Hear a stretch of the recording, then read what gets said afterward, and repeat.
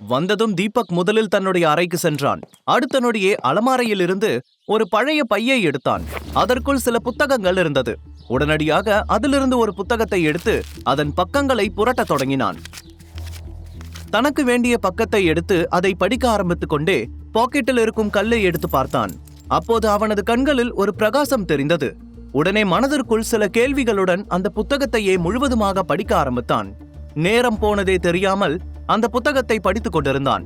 கொஞ்ச நேரத்தில் calling bell அடிக்கும் சத்தம் கேட்டது.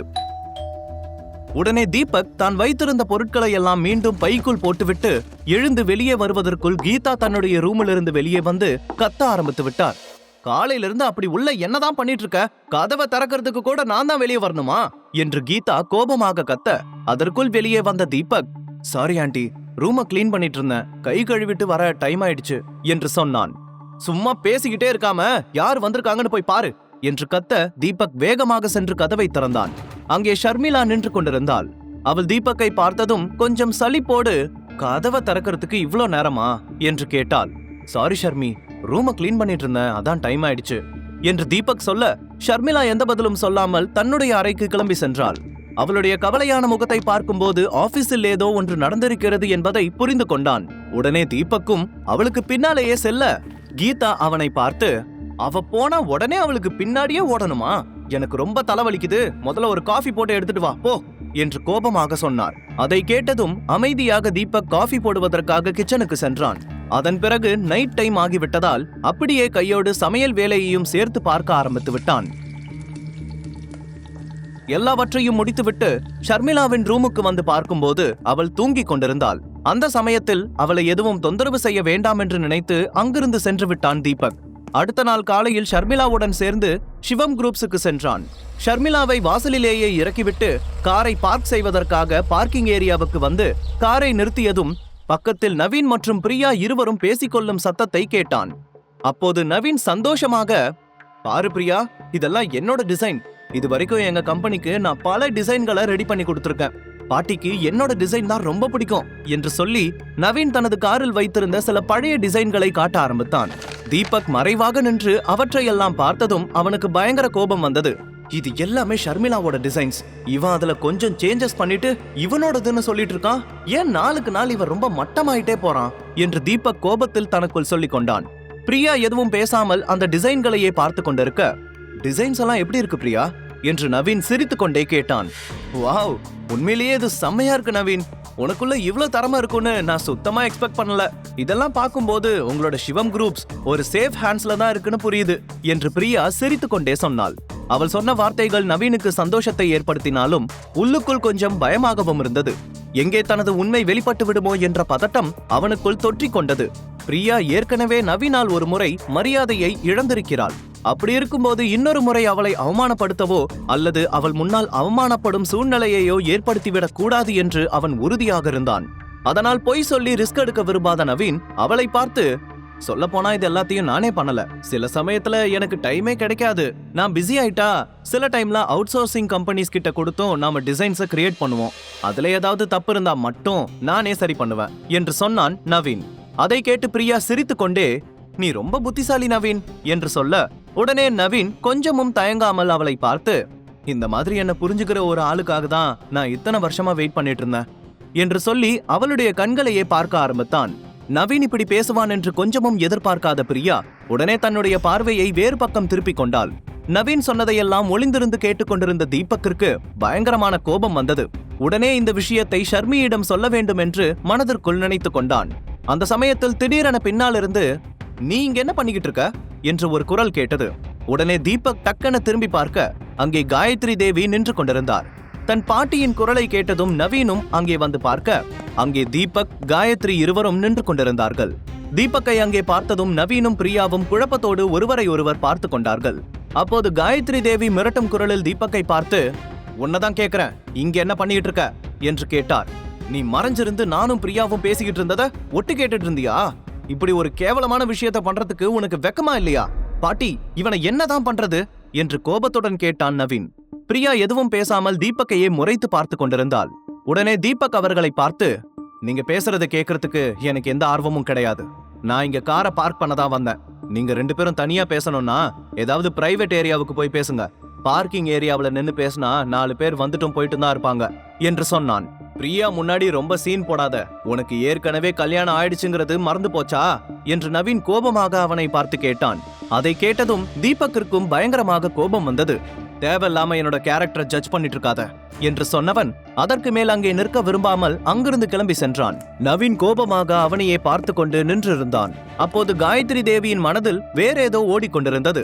உடனே நவீன் தன் பாட்டியை பார்த்து, பாட்டி, என்ன அவன் போயிட்டு இருக்கான், நீங்க பார்த்துட்டு எதுவுமே சொல்லாம இருக்கீங்க என்று கேட்டான். இவனை நான் அப்புறமா கவனிச்சுக்கிறேன். நீ டிசைன்ஸை வாங்குற கம்பெனிஸ பத்தி கேட்கறதுக்காக தான் நான் உன்னை பார்க்க வந்தேன் என்று சொன்னார் காயத்ரி தேவி. அதை கேட்டதும் நவீன் பிரியாவை ஒரு முறை பார்த்தான். அப்போது தீபக்கும் தள்ளி நின்று ஒளிந்தபடி அவர்கள் பேசிக்கொள்வதை கேட்டுக்கொண்டிருந்தான். என்ன விஷயம் பாட்டி என்று நவீன் கேட்க, உள்ளவா சொல்றேன் என்று சொன்ன காயத்ரி அவர்கள் இருவரையும் அழைத்து கொண்டு உள்ளே மீட்டிங் ரூமுக்குள் சென்றார். அதை பார்த்து தீபக்கும் பின்னாலேயே சென்று அவர்கள் பேசுவதை கேட்க தொடங்கினான். உள்ளே சென்றதும் காயத்ரி தேவி நவீனை பார்த்து, சில கம்பெனிஸ் ஏற்கனவே அவுட் சோர்சிங் கம்பெனிஸ் கிட்ட இருந்து நீ எடுத்த அதே டிசைன்ஸை வாங்கி வேலை செஞ்சுட்டு இருக்காங்க. இப்ப அவங்க ப்ராஜெக்ட் முன்னாடி வந்தா நம்ம டிசைனை பார்த்து கண்டிப்பா நம்ம மேல கேஸ் கொடுப்பாங்க என்று சொன்னார். அதை கேட்டு அதிர்ச்சி அடைந்த நவீன், ஆனா எப்படி பாட்டி, இந்த டிசைன்ஸுக்கெல்லாம் நான் கிட்டத்தட்ட 2 கோடி வரைக்கும் செலவு பண்ணிருக்கேன் என்று சொன்னான். நவீன் 2 கோடி என்றதும் காயத்ரி தேவியின் கண்கள் கோபத்தில் சிவக்க ஆரம்பித்தது. ஆனால் அந்த சமயத்தில் பிரியாவும் அவர்களுடன் இருந்ததால் அவரால் நவீனை எதுவும் சொல்ல முடியவில்லை. உடனே பேச்சை மாற்றி, நவீன், எனக்கு பணம் முக்கியம் இல்ல, நம்ம கம்பெனியோட பேரு தான் முக்கியம். அதனால நீ அந்த டிசைன்ஸை வாங்கின கம்பெனி கிட்ட போய் பேசு. அந்த கம்பெனியோட பேர் என்ன என்று கேட்டார் காயத்ரி தேவி.